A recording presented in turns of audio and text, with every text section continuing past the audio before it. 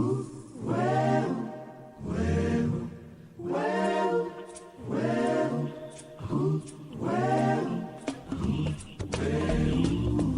listeners, to Connect the Dots.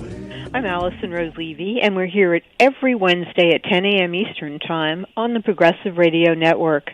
Each week on Connect the Dots, we connect the dots between personal well-being, community well-being, societal well-being, and what's going on with our ecological habitat here on planet Earth. We talk about policy, advocacy, on options for recovery, healing, and restoration for our society and the long-term vitality and continuation of life on Earth. And we've been doing this on the show for the last 9 years. I am a longstanding journalist in these particular categories of environment, health, food, policy, popular attitudes, and media. On today's show, I am really thrilled to have with us someone who is, I would say, the ideal thought leader and expert to be unpacking last night's Democratic debate on CNN with us today. He is a law professor, Robert C. Hockett, the Edward Cornell Professor of Law and Professor of Public Policy at Cornell, as well as a senior advisor to Bernie Sanders, Elizabeth Warren, and Alexandria Ocasio-Cortez, focusing on a number of policies, but most significantly in terms of the nexus that we've been discussing, the Green New Deal and all public policies radiating from that. On today's program, we'll be discussing the aftermaths of last night's debate, as well as the revelations in terms of what went on there with Bob Hockett, and I'm thrilled to have you with us today on Connect the Dots. Welcome.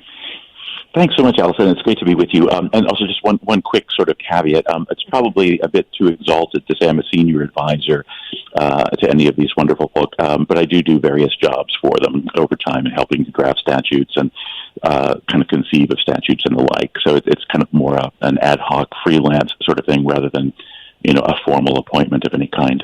But that being said, those are my heroes, and those are the three I work most closely with. That's wonderful. Thank you for that correction. Sure.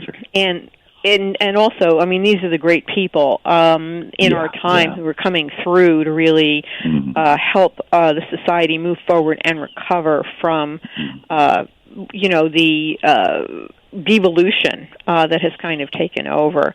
One of the things that occurred to me as I was kind of looking at some of the topics of what was revealed and came forth at last night's debate is the fact that today on this program, you and I will have more time to unpack the issues than the candidates themselves were accorded.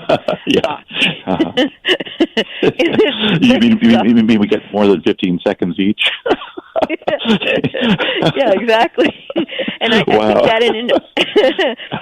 that in and of itself is actually quite telling, and goes to the heart of my ongoing critique of this entire structure and process of this parade of candidates, some of whom poll very low, nobody even knows who they are, or why they're there. Although that has become clearer now that we've seen them in action. So, what would your initial comments be about the actual debate structure itself in terms of what we saw last night on CNN? Yeah, so it was actually quite interesting, I thought, in that, there were various things I think you and I were both dissatisfied about in connection with the first set of debates last month. And at the time, I thought it was probably largely owing to the format, basically to the fact that, nobody had more than about 30 seconds to address any question or to try to make any kind of point. And I still think that the format is, quite subpar, to put it generously.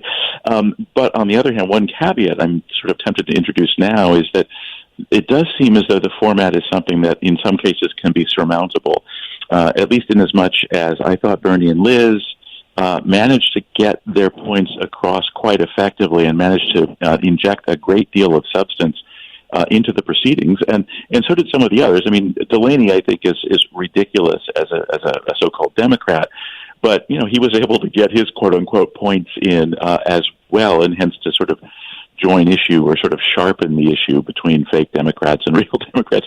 And again, I think you and I agree that Marianne Williamson, for example, got a lot of substance in there as well, notwithstanding the uncongeniality of the format to anything even remotely approaching substantivity. So, yeah, I guess that would be the initial thought. Is it still a bad format? but somehow or another, the candidates seem to have adapted since June in a manner that has enabled them to, actually to get some real substance across, notwithstanding that format. That's very true.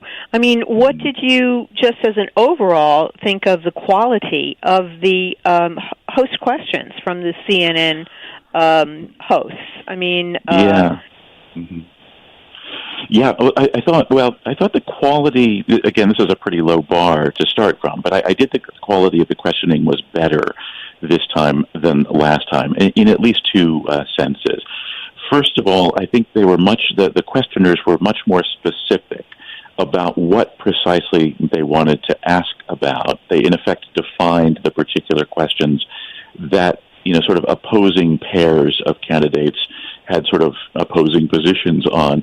And that ended up enabling, I think, the various candidates to kind of maybe to frame or to sort of to specify their answers a bit more effectively. It enabled them to give more specific answers, let's say. So the issues were slightly better defined precisely because I think the questioners posed questions about specific matters that you could almost always pick at least two people up there on the stage who were on record as having opposed positions on it. The other respect in which it was a little bit better was, I think, I think Bernie was spot on in telling Mr. Tapper that his question was essentially a repetition of a Republican talking point. I've been waiting to hear that for a long time, and I was thrilled to hear it. And Bernie was quite right about it. But the one thing I'll say on behalf of Tapper and the others is that at least Tapper, and again, it's a low bar, but at least this time when he would ask the question, he would say, so would you raise taxes, even though, of course, obviously people would pay lower premiums too, so they would come out ahead. At least he introduced that kind of hedge to the question itself to kind of make clear that the question was a bit incomplete as it had been posed in previous venues. And in that sense, there was a kind of an incremental improvement, I think, in the questioning, relative to where it had been before. But again, that said, why not just go all the way and say, how do the premia that are called taxes differ under your plan from the premia that are called, premia paid to private insurance companies? That would be a more accurate way, I think, of framing the question. But again, at least I'll give him, I'm in a generous mood, I suppose. So I'll give it to him that at least he acknowledged this time. I'm talking about Tapper. And again, I think this was emblematic of the other questioners, too. At least he acknowledged this time that it's a bit misleading, to say the least, to limit the question to what the tax effect would be. Yeah, I know. I think maybe there's been a little brownout in Midtown or something. It was happening yesterday that there were brownouts in the city. Maybe something like that caught us. That did. Yeah. Yeah. Well, good to be back. Yeah, exactly. So, did you get a chance to answer the question? Maybe you didn't even hear it about what you felt about the questions that were posed by the hosts on CNN. Oh, yeah. Okay. So good. So they were. I mean, I'm gonna say that again. There's been a kind of an incremental or marginal improvement over where things in the last round of debates, and even over where they generally are in media interviews about Medicare for all. And in that sense, it was the questioning was better, but again, it's a low bar to begin with. So here's what I mean by that. Mr. Tapper, of course, posed the question to both Bernie and to Liz about whether taxes would go up under Medicare for all, and I think Bernie, of course, was spot on in saying that the question effectively was a repetition of a Republican talking point. I had a beautiful cathartic moment when he said that, because it drives me crazy when the question is posed in that particular way, and I was really grateful to see Bernie call it out.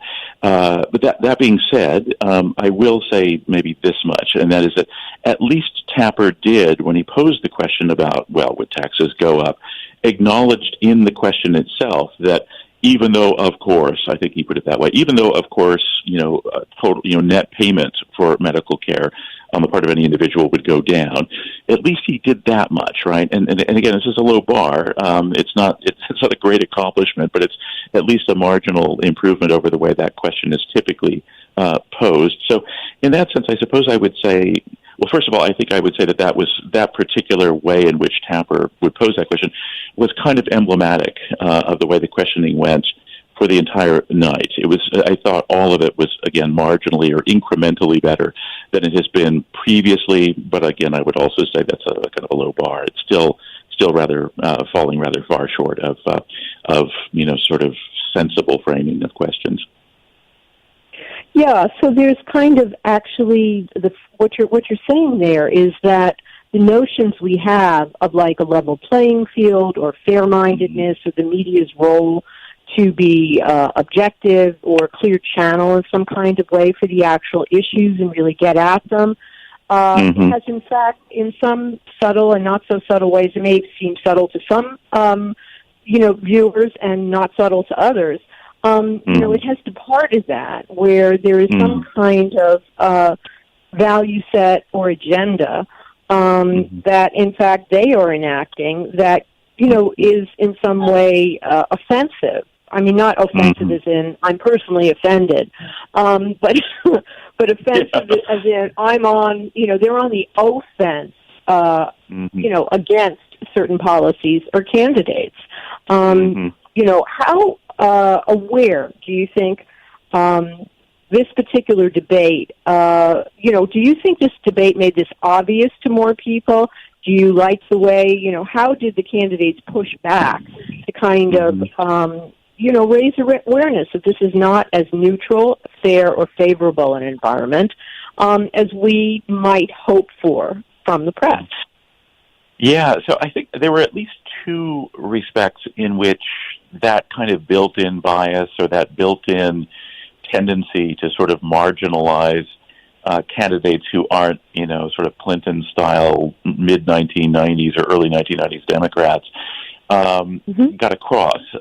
So the first was the example that we were just talking about a moment ago, where Bernie himself, I think, very, very helpfully pointed out that the way one particular question from Tapper, say, was framed, did have the effect of basically repeating or underscoring or further disseminating a Republican talking point.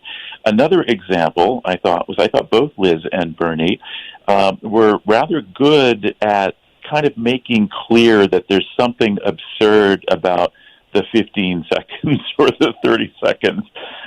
They kind of threaded the needle, I thought, quite effectively in the sense that they would sort of abide by the rules. They didn't just kind of have a free-for-all or completely, throw them out the window and thereby seem to be rule breakers or narcissists or whatever. They made clear that they were sort of trying to comport themselves in keeping with the rules on the one hand, while also getting across, I think, very effectively how inimical the rules that constitute the format are to the cause of actual sensible public deliberation over some of the most important choices that are now facing us as a polity and as a society.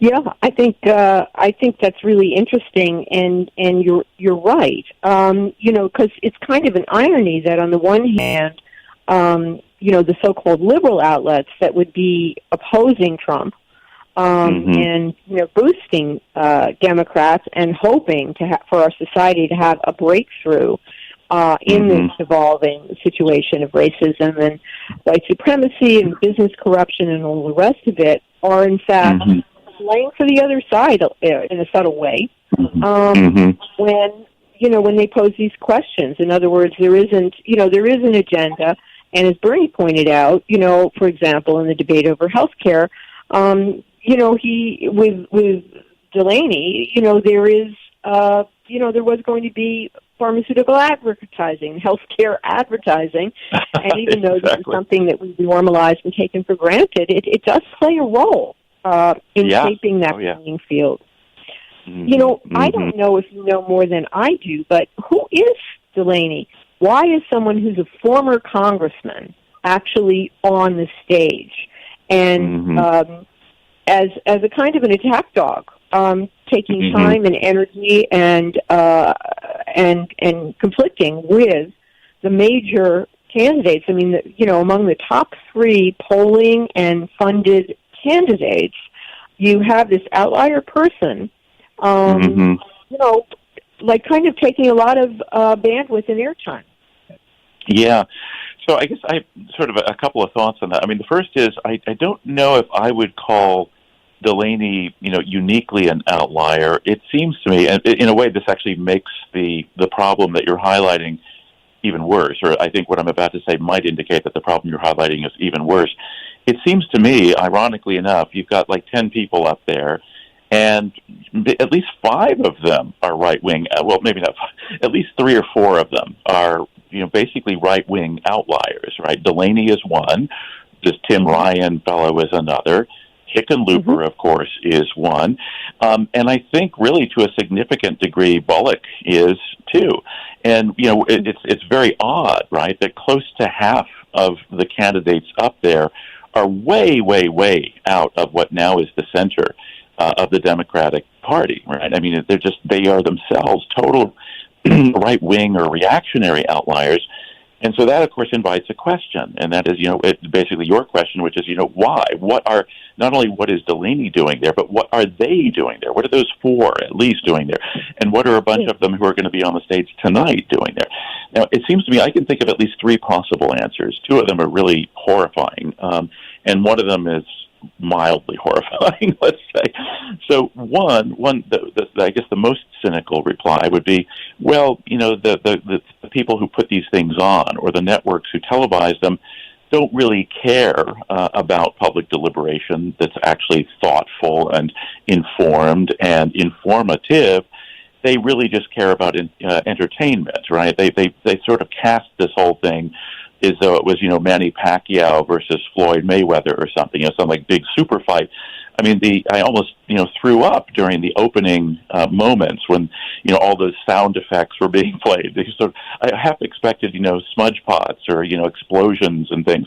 It was such a spectacle. And there was even this downright weirdly Orwellian thing that they did at the very beginning that I don't think I've ever seen before at all. And again, we've all seen quite a bit of awfulness, but this was like a new low when they sort of presumed to categorize or pigeonhole the candidates for us in advance of the debates even commencing, right? I remember on the screen they put Bernie and Liz together in like a little box, and they say, the progressives.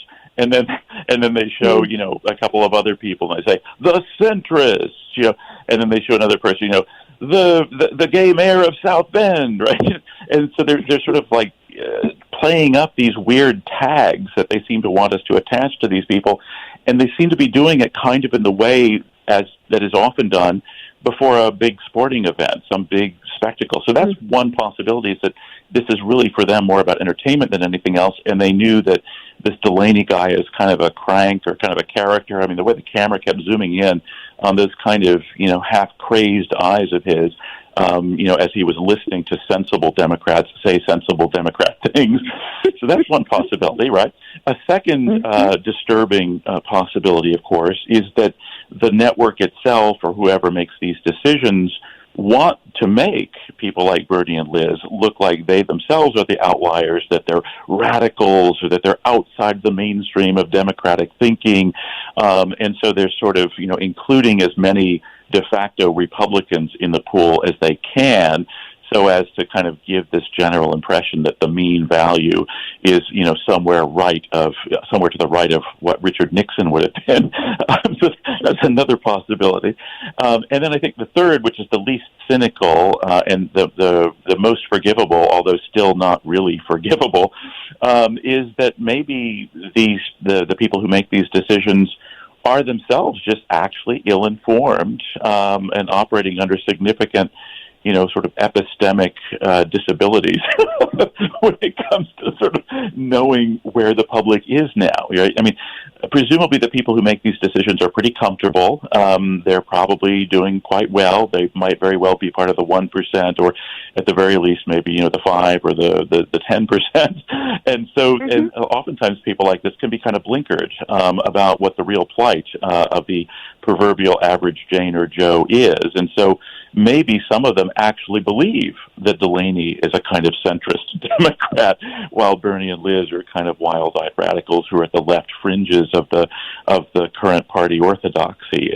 I suppose it's possible some of them really believe that, but I don't know one way or the other. Even if they do believe it, though, there's still faultworthiness here. I mean, to use lawyer lingo, at the very least, they are culpably negligent in thinking that, and if not, outright reckless in thinking that. And it's even tempting to think it's not about negligence or recklessness at all, that it's actually intentional, that they're basically just trying to stack the deck, or that they're just trying to make this into an entertainment spectacle, and devil take the actual facts of the matter. And the results of the public knowing the facts at this very critical moment, both in terms of democracy as well as, the future viability of human life on Earth in a destabilizing environment, which is, of course, kept off the table. I mean, I have to say that I had this strange experience, and I'll share it briefly, which was that it was just, I believe it was actually last summer, that I had occasion to be in a place where a particular Democratic senator was presenting in a small group setting, and then we had the opportunity to ask questions. And so my question was, given Trump and all that we are concerned about and fear about concerning him, would the Democratic Party strongly consider getting a lead on defeating him by going with the popular choice candidate? This Bernie Sanders is a highly popular candidate, and as we've seen, he's still popular. He's still running in the top 3 in terms of polling. He's doing great on fundraising that, kind of sets him apart from everyone in terms of, his not being prey to financial incentives or wealthy donors or anything by virtue of fundraising, by the ordinary people who then he turns around and serves. So, my question was, if we're so fearful of Trump, if the message is not Trump, anything but Trump, why would one not consider going with someone who's caucused with the Democratic Party and has such a wide recognition and lead? This particular senator fell stumbling back, and I thought he was almost going to fall over in, kind of ill-preparedness to respond to this question, and he was like, oh, no, I want to see all the... I said, why should we go shopping for candidates now in this dire situation? And he said, no, I want to see every possible candidate. I want to look at all the candidates. And it's kind of like, sort of, I don't know, this is a horrible metaphor, but, somebody kind of saying that they want to, if this is a horrible metaphor, excuse me, women, but if somebody said, I want to date 30 men, what would that tell you about their, or a man said, I want to date 30 women, what would that tell you about, their genuine interest in, kind of landing on somebody? And, of course, when it comes to one's personal life, you can do anything you want, but here we, if that's the preference, fantastic, But it's like, if you can manage it, you have a right to it. But on the other hand, when it comes to, assuring that an authoritarian, white supremacist who's undermining the moral fabric and economy of this country and completely denying climate change, moves onward, why would anyone want to? And so when I heard that, I was like, oh, well, this is the plan. And sure enough, it is. So part of this plan has been engendered by the Democratic Party itself, it seems, unfortunately.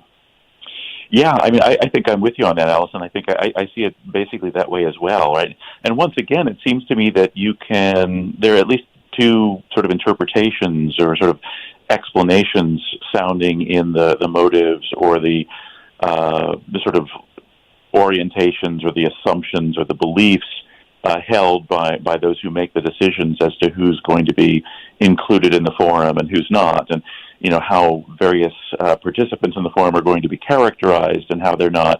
The most cynical, I'll start with that one, is that if you yourself would like to see the Democratic Party effectively basically just be what the Republican Party was, let's say, circa 1976 or something, then, it would probably be good strategy for you, if you are able to call these kinds of shots, to say, well, I'm going to dilute the voices of those who are actually at the core of contemporary Democratic thinking, namely Bernie and Liz, and I'm going to dilute their voices by, including, 19 other, or actually, I guess we're saying 23 other candidates who are not really, contemporary Democrats at all, but are more like 1976 Republicans at best.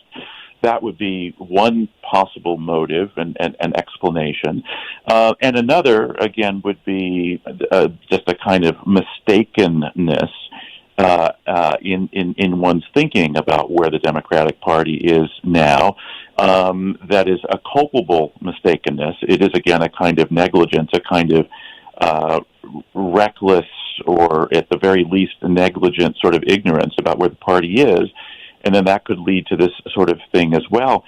But when you think about what's really kind of strange is if you took, right, maybe let's say take the bottom 15 candidates and add up all of that, and I'm going to bracket out Marianne for the moment because I think she is in a certain sense kind of sui generis. But all of these kind of so-called centrist, but actually right-wing Democrats, if you counted up, if you added or summed up the percentage of the electorate that expresses interest in those, let's say, 15 or 10 to 15 people, I would bet you anything that the total number that you would arrive at would be less than the number of either Bernie or Liz, and probably less than, of course, the numbers that would be associated with two or three of the other candidates as well.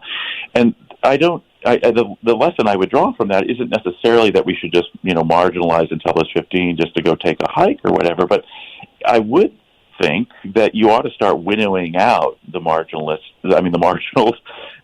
with some degree of expedition, fairly soon, because otherwise we really are conveying this kind of false impression to the public that Bernie and Liz are kind of outliers, rather than those 10 or 15 actually being the outliers.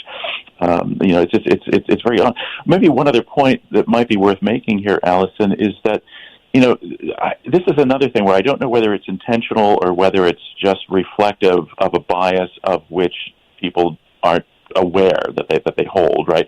But there's always a baseline implied in any question that somebody poses or any claim that somebody makes about trying to, be as inclusive as possible, or trying to be sort of as centrist as possible, or we should all gather around, somebody who's going to beat Trump. That's job one, is to beat Trump. Often, sort of implied and not stated in an admonition of that sort is the sort of what would follow the ellipsis, which is, and therefore get behind Biden, and therefore, get behind X. And without realizing that, the admonition that they're laying on us militates at least as forcefully in the other direction. In other words, it means at least it's at least as the conclusion that you should that the Biden supporters, let's say, should get behind Bernie instead, is at least as compellingly implicated or implied by that so-called imperative that it's beating Trump is number one, as is the putative imperative that the Bernie people should just kind of hang up their call it a day and get behind Biden, right? They never actually directly address that question, right? And the hope seems to be that we will just think that it follows as a matter of sort of inexorable logic that, if A, then B, with A here being that, beating Trump is job one, and B being that, therefore, go Biden. And, some people are good at noting this, right? Every now you see rejoinders offered by some people saying, well, if that's what you think, then why don't you get behind Bernie? And again, that follows at least as inexorably as does, any conclusion to the effect that you should be getting behind some fake Democrat. Yes. Yes, it does. And that was implicit. That was my question, is why does it always, to the senator, why does it always go that one way? And we never, and then it's kind of like, it's never assumed or questioned that perhaps it should go the other way.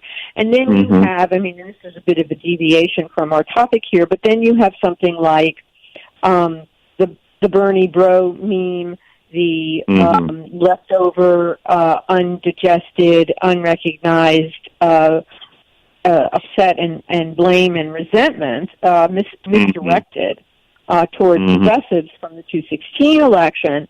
And this actually, which all kind of contribute to then, if there are 18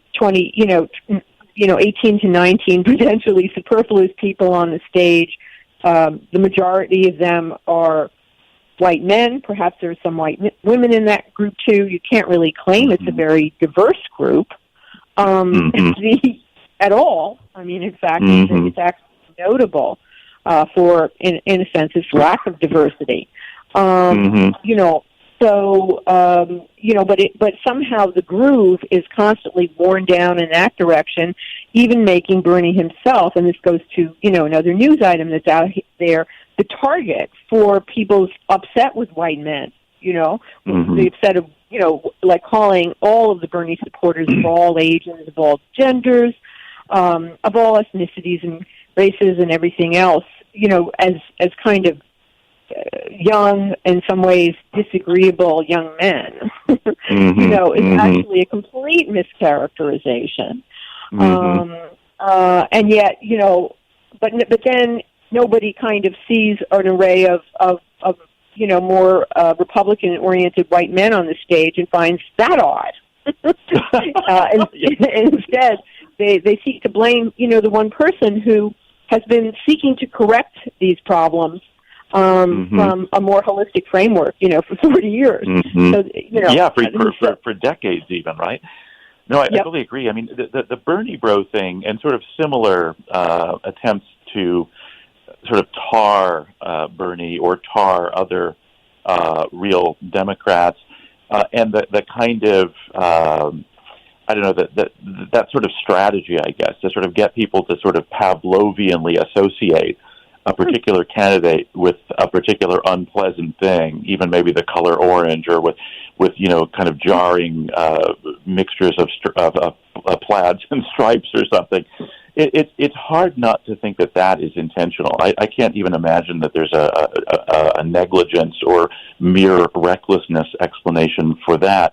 And the reason that I am inclined to think that way on the motives question, at least in connection with this particular matter, is that the tarring is just so wildly implausible that there's simply no way.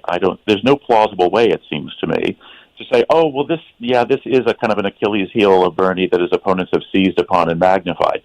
This is not even an Achilles heel. This is like literally a non-thing, right? There's just nothing to it. And that means it has to have been invented entirely from whole cloth.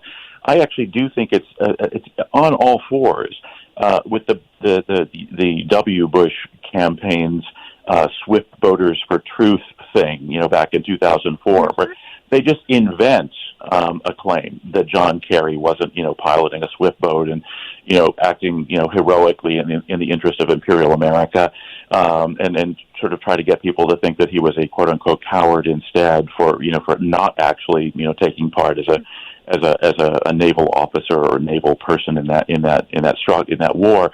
I think they just invented it, and it's almost as if they took a page right out of Mein Kampf or something. I think it's in Mein Kampf. It's in something that Hitler wrote, that if you want to tell a lie and politically, and you want the lie to work, if you want the lie to stick, it's much better to go with a big lie than a little lie, because people will figure that I think the thought is that the thought process of the audience of the lie is going to be roughly as follows.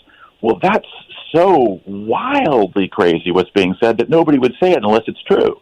And therefore it must be true, right? And it seems to be that Karl Rove basically took that page right out of the Hitler playbook by, having George W. Bush tell really wild-ass lies, pardon my French, which is crazy lies that a theory that maybe people will believe them if they're even crazier because they'll, again, in the backs of their minds think, well, they have to be true because nobody would actually try to, pass that off as truth unless it were. And I think the anti-Bernie folk who claim to be Democrats, they have to have been acting similarly. They have to have invented out of whole cloth the Bernie bro meme, and they probably were thinking something like, well, that one is so, so completely beyond the pale and so completely implausible that people will think that there must be truth to it or else it wouldn't be being propagated. Because, there's just nothing there. I can understand if somebody were to say, okay, what are Bernie's possible weaknesses, at least in relative terms? Well, they might say, oh, he always seems angry. He's always fulminating or something. So let's magnify that and exaggerate it and play it up. Or if they said, well, he's kind of old, he's 77. My God, we better not vote for him. We should vote for Biden instead because he's only 76. That's at least, there's at least a basis for that claim, however unjust the claim is. But the Bernie bro thing, it's just like a total UFO to me. Where did that come from? I remember thinking that when it first started circulating in 2015 or 2016. I thought, what? I mean, it'd be like saying, Bernie, we now know, actually came here from Neptune. And so, Bernie's got a Neptune problem. Bernie's got a significant Achilles heel because he comes from Neptune. I mean, it was that absurd. You can't look at the guy's supporters. You can't look at the demographics of his primary sort of sources of support. You can't look at his team. You can't look at the various people who are supporting him, and not a single one looks like a bro. And ironically, the supporters of those who are opposing Bernie very often look like bros or the functional equivalent of bros or creatures who are at least as objectionable as bros. But I kind of wish I remember in 15 or 16 that somebody would just put together a meme of Bernie, with a towel around his waist in a locker room, snapping towels at people and saying, yeah, here he is, Bernie the bro, right? And how plausible is this image, right? That's really funny. That's really interesting that you actually bring out that image because, we do know that this Bernie bro meme is likely the creation of David Brock, who, was himself a long-standing right-wing operative who was responsible for the denigration and railroading out of the conversation of Anita Hill back during the time of the Clarence Thomas nomination.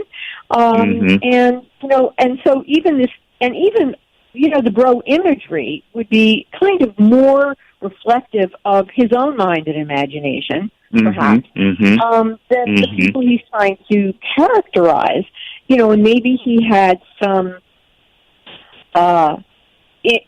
insightful purchase, intuitive purchase, such as anyone who, is in advocacy or certainly for a propagandist, an outright propagandist, which is what he is, would have to have, to what would be an image that would be, kind of subtly but irritatingly contagious for disaffected women who had painful experiences under patriarchy and were part of the same kind of group needing to recover, as and therefore sadly enlistable in this way, which actually does also go to what Marianne brings into the conversation, Marianne Williamson, which I really like. I don't feel that, we will have the luxury at this critical time of having a recovery presidency or that any of that is kind of feasible or likely, but the fact that there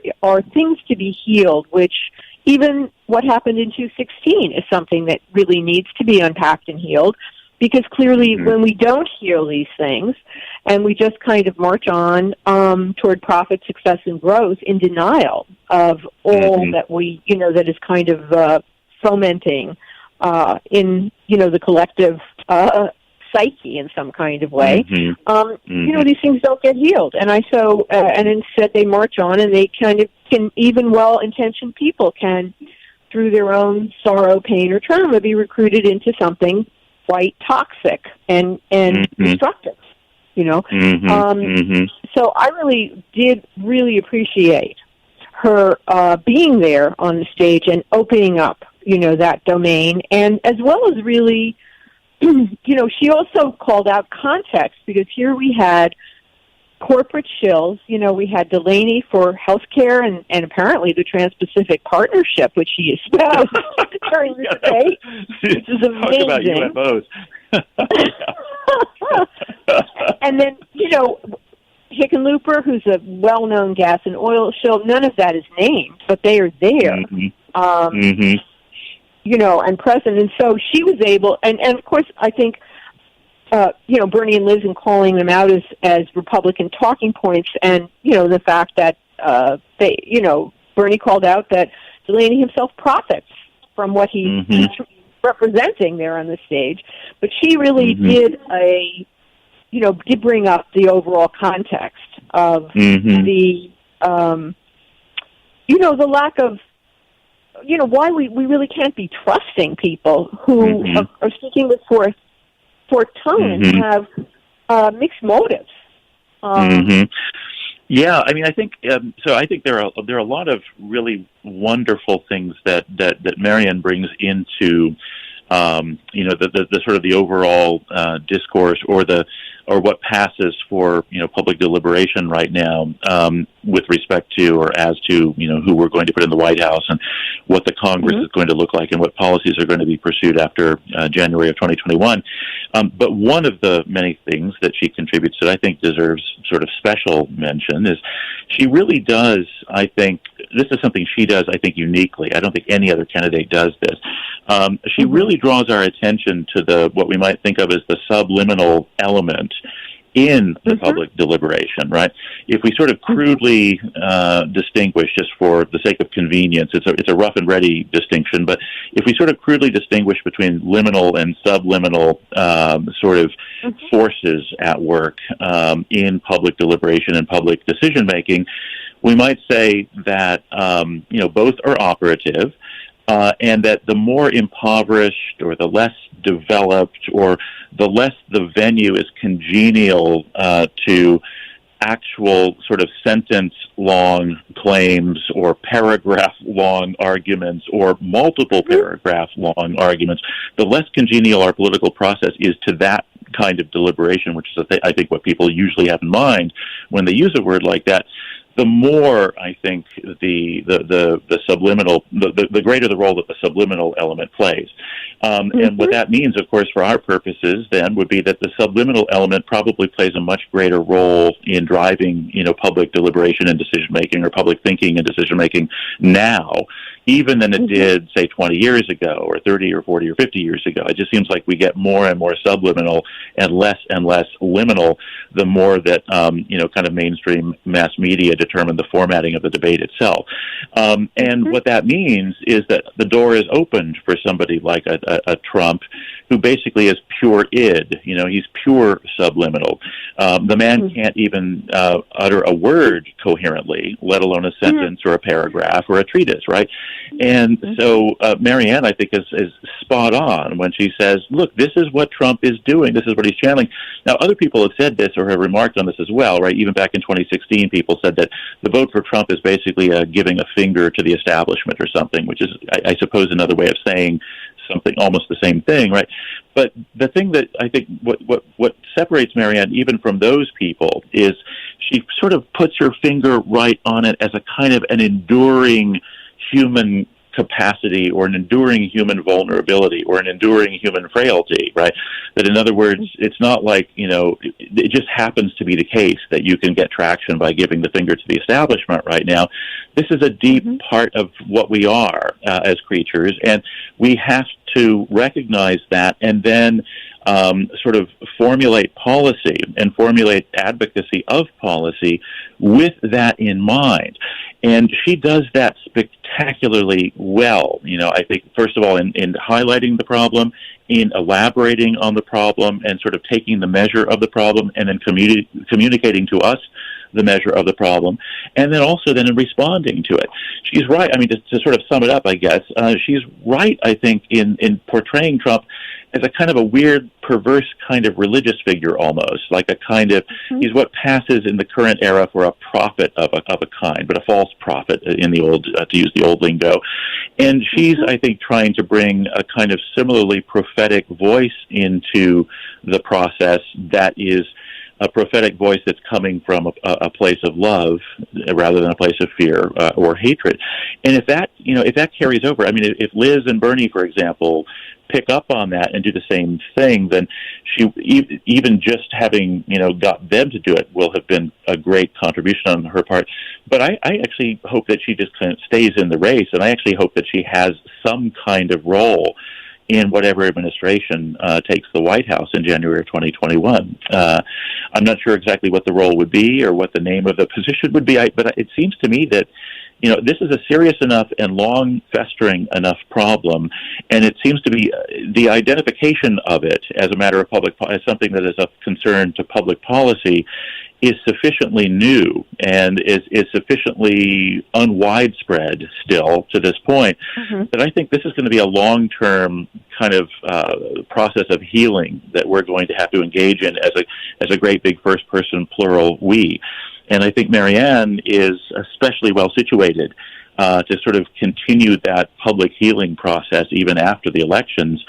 And so I do hope that she has some sort of quasi-permanent or official position, as it were, to kind of help with that continuing effort, even after we retake the White House, whether it be with her or not with her as the top of the ticket. Yeah, I mean, I have a very similar observation because as a woman journalist, right, a lot of the rules of what we're supposed to be doing in journalism is providing left-brained, concrete, provable, cognitive kinds of information. And so because journalism, for example, has been, dominated by men and was kind of shaped by men, of course now it's completely shaped by, advertising and profit, and these other horrible corporate agendas. But, back when it was considered to be pure, and it still, carries among many journalists the values of, you prove what you say, you don't draw conclusions, you link to other known facts and quote them directly. So on the one side, we have these people wildly extrapolating, and yet, on the sort of liberal or progressive side, we're trying to kind of keep our noses clean by being left-brained. And yet, therefore, fail in our ability to enlist women who have not been trained for access into these privileged, male domains, for the most part. And it is a struggle to even be in that role. So we don't enlist women, and we also don't enlist the emotional intelligence and the value sets of caring and compassion that, were kind of put aside or dissociated from or truncated in order to participate in a profit-driven system that denigrates, the life force, health, and, in fact, our, interconnected planetary bioecological systems, which are living systems that, are where we come from and really sustain us. So there is a big disconnect, and yet when you go off, the reservation, so to speak, bring in more emotional, body-centered wisdom, it's considered a kind of deviation. So I certainly, for one, exactly, resonate with the dilemma and the need for what you're describing. And I think we need, better models across the board, integrating all of that, speaking to it and integrating it. So I certainly, applauded much of what she had to say, and I have some caveats about it, but we don't as well, because I think because some of this comes out of A celebrity tradition, B, a guru tradition, C, a religious thought leader tradition, which are all authoritarian and an abdication of personal power, in effect. There are caveats that I have along those lines, because people have different beliefs and different, kind of traditions. And so for anyone, I think it's been a terrible era that Trump was, kind of took and attracted that power, and and I do have concerns about replicating that as well. Yeah. So I mean, for what it's worth, my thought on that as a general matter is that I like your use of the word integrate or integration when it comes to the sort of the liminal and the subliminal, or the more sort of emotional intelligence with the more sort of, just pure cognitive or racinative or calculative intelligence. It seems to me that they really do have to be integrated. And I think one prerequisite to them being sort of optimally integrated is that they both be on the surface rather than one being hidden beneath the surface, as the prefix sub in the word subliminal sort of suggests. And I think one of the great things, one of the many great things that Marion does, is she sort of pulls the subliminal up from underwater and puts it up at the surface along with the liminal. And it seems to me that once we do that, then we're able, in a more, I think, again, deliberate and sort of fully cognizant way, integrate, the emotional with the racinative, insofar as those things are divisible, or to integrate the subliminal with the liminal, again, insofar as those things are distinguishable. And I think one of the things that enables Trump to sort of get by with what he gets by with is precisely the fact that the subliminal stays subliminal, because people are then sort of less aware of what is prompting them and what is prompting their reactions. And when they're less aware of that, I think in general they're more vulnerable to its continuing to operate in that way, right? In other words, if you don't know what it is in your person that Trump is kind of appealing to, you're much more likely, I think, to submit and go along and let him seduce you in the way that, authoritarian, sort of charismatic dictator types always have done. But if you pull it up from beneath the water and it's on the surface in the plain light of day, and you can look at it and you can see it, you can witness its operations and make yourself aware of how it is, what the mechanics are pursuant to which it is affecting your thinking and your affect, even your leaning, then you can, you have a bit more mastery over it, so to speak, right? And I think that's something that's really been missing from American politics, at least for the last 60 or 70 years, as far as I can tell, and maybe forever, because, again, this is the first moment at which I'm aware of an actual candidate for the presidency who's on a debate stage with other actual candidates for the presidency, actually calling attention to that element and saying that we have to be always cognizant of it in that kind of sustained attention sort of way. And in that sense, I think she represents a real moment in American political consciousness, and one that I want sort of to repeat in a way what I said a moment ago. That is a moment that I think should be extended into an eternity, right? We should pull that up to the surface and always be, henceforth, we should always be, I think, mindful of that sort of subliminal element that includes a number of the drivers of the way that we incline to vote, or incline to think, or incline to approve or disapprove, or what have you.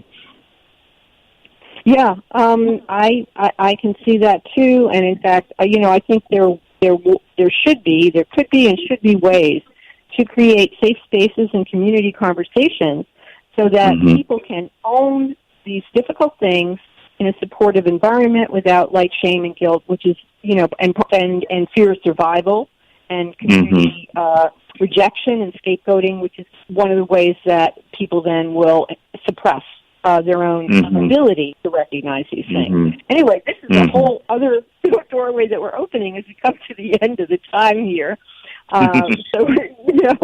But yeah, no, I completely agree with that. And actually, there's a lot more to say about that. It's so rare to actually be able to consider what that kind of healing would look like and the places that it could go. So I certainly applaud that, and I think it's very, very helpful. And needed. It's desperately, desperately needed. Thank you so much for being with us today on Connect the Dots, Bob. It's always a pleasure to talk with you and hear your thinking on these things and your feeling responses on these things. So thank you so much for joining the Connect the Dots audience on today's show. Thanks so much, Alison. Again, it's the same here. It's always a joy and a learning experience to talk to you, and it's been great to be able to talk about this stuff in particular at this very fateful time. So thanks so much for having me on, and I'm looking forward, of course, to continuing our many conversations in future. Me too. And thank you, listeners, for being with us on today's Connect the Dots. We'll be back next Wednesday at 10 a.m. Eastern Time on the Progressive Radio Network. I'm Alison Rose Levy. If you've enjoyed this program, share it in archives where it will be at the connectthedots.podbean.com with your friends and in social media. Heads up, keep marching forward in company with all our relations.